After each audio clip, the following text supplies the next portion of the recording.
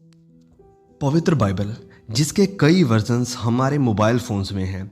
English, Hindi, Urdu और हमारी local भाषा की बाइबलें हमारे घरों में हैं। लेकिन जितनी आसानी से आज हम बाइबल को हासिल कर सकते हैं और पढ़ सकते हैं, ये मुमकिन नहीं था 14, 15 और 16 सदी में। मसीही इतिहास के मास्टर प्रचारक और लेखक चार्ल्स स्पर्जन ने बहुत ही सही और पावरफुल तरीके से कहा है कि Bible is a blood stained book. Bible एक खून से लथपथ किताब है। शहीदों का खून इसके ऊपर है, अनुवाद करने वालों का खून इसके ऊपर है, और जो सिद्धांत हम आपको सिखाते हैं, इन सिद्धांतों का बपतिस्मा खून से हुआ है। 1428 में इंग्लैंड के एक बिशप ने उस इंसान को सज़ा सुनाई जिसको कि 44 साल हो चुके थे कब्र में पड़े हुए।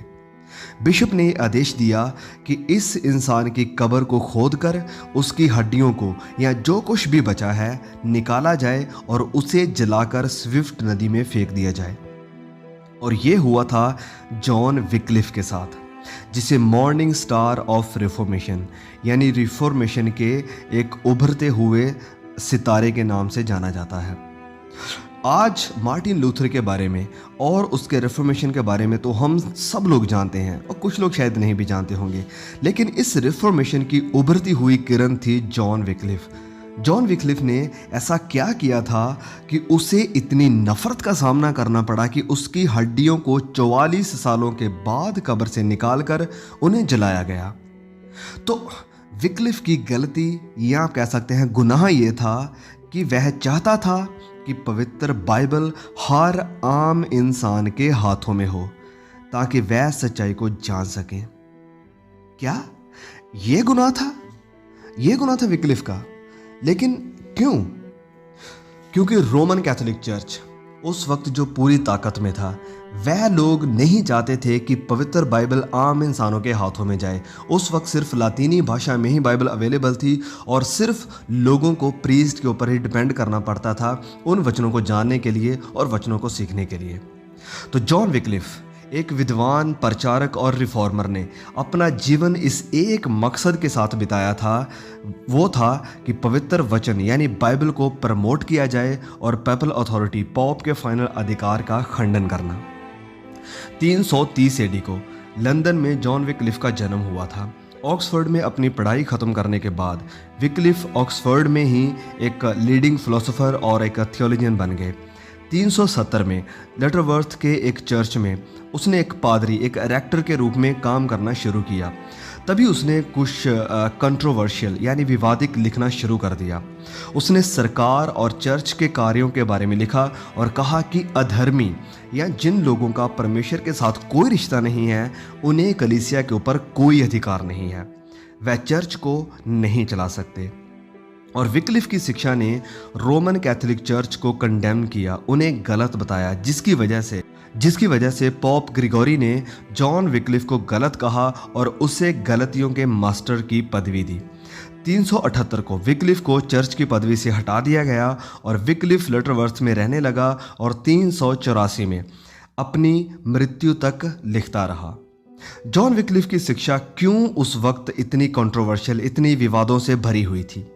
क्योंकि उसने रोमन कैथोलिक चर्च की अथॉरिटी और सिद्धांतों के ऊपर हमला किया, उनका विरोध किया था, वह चर्च जो उस वक्त पूरी ताकत में था। विक्लिफ का विश्वास बिल्कुल सही था और उसका विश्वास था कि सारे रीति रिवाजों को, जो रोमन कैथोलिक मानता था, सारी रीति रिवाजों को, पॉप को और बाकी सब सिद्धांतों को पवित्र वचनों के नज़रिया से देखना चाहिए। All must be measured by the scriptures.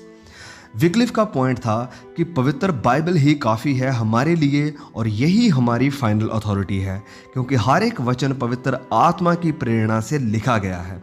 और इसका मतलब था कि अगर पॉप के द्वारा सिखाए गए सिद्धांत वचनों के विरोध में जाते हैं तो इन्हें स्वीकार नहीं करना चाहिए।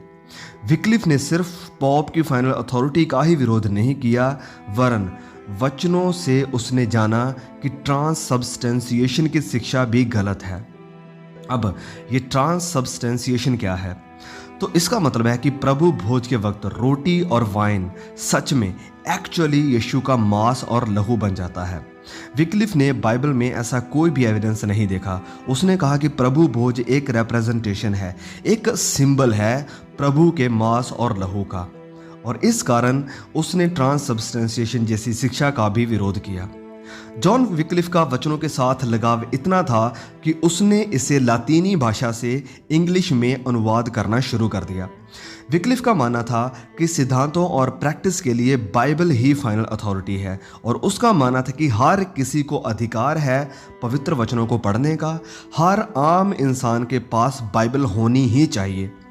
विक्लिफ के दिनों में बाइबल सिर्फ लातीनी भाषा में ही अवेलेबल थी, और जो भी कॉपीज अवेलेबल थी वो सिर्फ चर्च में ही होती थी, और कोई आम इंसान बाइबल को नहीं पढ़ सकता था। लोगों को प्रीस्ट के ऊपर ही पूरी तरह निर्भर रहना पड़ता था ये जानने के लिए कि वचन क्या कहते हैं। विक्लिफ को ये अन्याय बिल्कुल भी पसंद नहीं आया, और उसने मांग की इंग्लिश अनुवाद की। उसने कहा कि मसीही यीशु की बातों को इंग्लिश बोलने वाला इंग्लिश में ही अच्छी तरह समझ सकता है। मूसा ने परमेश्वर की आवाज़ को अपनी ज़ुबान में सुना था, और यीशु के चेलों ने भी यीशु मसीह के वचनों को अपनी ज़ुबान में सुना और सीखा था। तो 380 को विक्लिफ की अगुवाई में लातीनी से इंग्लिश में बाइबल का अनुवाद होना शुरू हो गया। सारी कॉपीज हाथों से ही लिखी गई, क्योंकि प्रिंटिंग प्रेस उस वक्त नहीं बनी थी।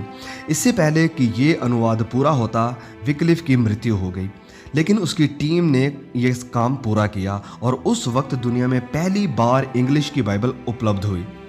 और ये बात कैथोलिक चर्च के लिए एक बहुत ही गंभीर विषय बन गई। इसलिए कैथोलिक चर्च ने विक्लिफ की बाइबल को कंडेम किया, उसके बारे में गलत कहा, और साथ ही साथ ये आदेश भी दे दिए कि अगर कोई बाइबल पढ़ते हुए नजर आया तो उन्हें भारी फाइन देना पड़ेगा। तभी स्ताव शुरू हुआ, गैर मसीहों के द्वारा नहीं, वरन रोमन कैथोलिक चर्च के द्वारा। विक्लिफ की बातों को मानने वालों और उसकी सपोर्ट करने वालों को जिंदा जला दिया जाता था, और वही बाइबल जो उन्होंने ट्रांसलेट की थी उनकी गर्दन में लटका दी जाती थी। लेकिन वचन कैथोलिक की कैद से बाहर निकल चुके थे।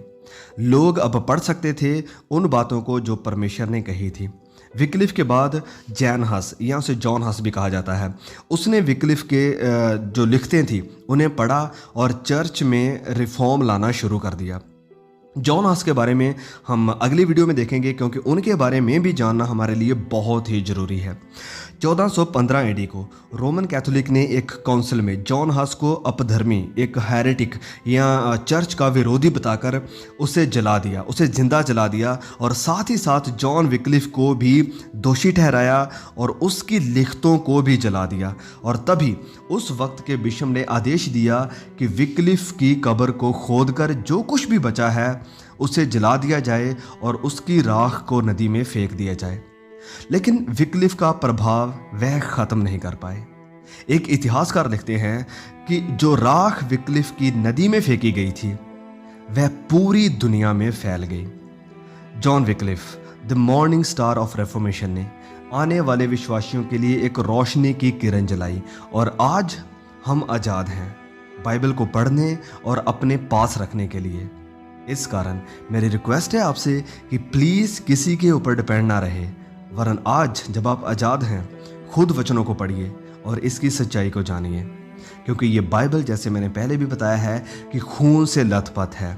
ये जो अनुवाद आज हमारे पास हैं, इसको अनुवाद करने के लिए मसीही इतिहासकारों ने, मसीही विश्वास के हीरोज़ ने अपनी जान दी है, अपना लहू बहाया है, ताकि आज ये बाइबल हम तक, हमारे घरों तक, हमारे हाथों तक पहुंच सके। तो प्लीज़ इस बाइबल की रिस्पेक्ट कीजिए और इन्हें पढ़ना शुरू कीजिए। इन्हें संभाल कर मत रखिए, नहीं, ये संभालने के लिए नहीं है, क्योंकि इतिहास में जो रिफॉर्मर्स आए थे उनका मकसद था कि ये बाइबल हर आम इंसान के हाथों में हो और वह सच्चाई को खुद जाने। तो आज जब हमें मौका मिला है कि हम आज़ादी से वचनों को पढ़ सकें, आज़ादी से सच्चाई को जान सकें, तो प्लीज़ इस मौके को, इस अपॉर्चुनिटी को हाथ से मत गवाइए। वचनों को पढ़ना शुरू कीजिए और वचनों में बढ़ना शुरू कीजिए। परमेश्वर आपको संभाल कर रखे। फिर मिलेंगे बहुत जल्द ऐसे ही एक और वीडियो के साथ। आमीन।